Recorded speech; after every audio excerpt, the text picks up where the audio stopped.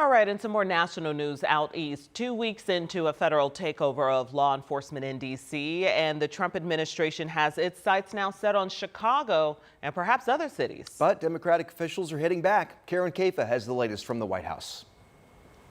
Democratic officials in and around Chicago say President Donald Trump is out of bounds as he floats a federal takeover of the city's law enforcement on the heels of what he's done here in Washington, D.C. And Chicago is not the only city on President Trump's list. Trump also threatened this weekend to send National Guard troops to Baltimore with a Democratic mayor there and a Democratic governor of Maryland. But the Trump administration has been planning for weeks to send the National Guard to Chicago, according to two officials. It's not clear what that would look like, but the talk has been enough for Democrats in the state to respond, saying there is no crime emergency in Chicago to justify such a move.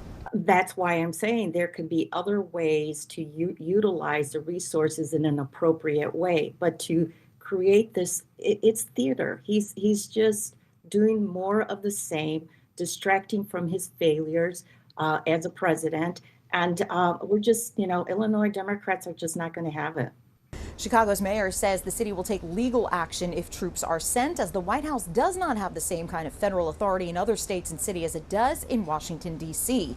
Trump Monday morning brushing off criticism.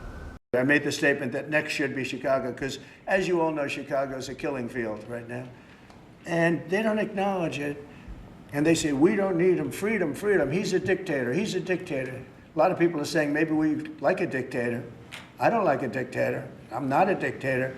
I'm a man with great common sense and I'm a smart person. Meanwhile, over the weekend here in Washington, D.C., National Guard troops started carrying their sidearms. At the White House, I'm Karen Caifa.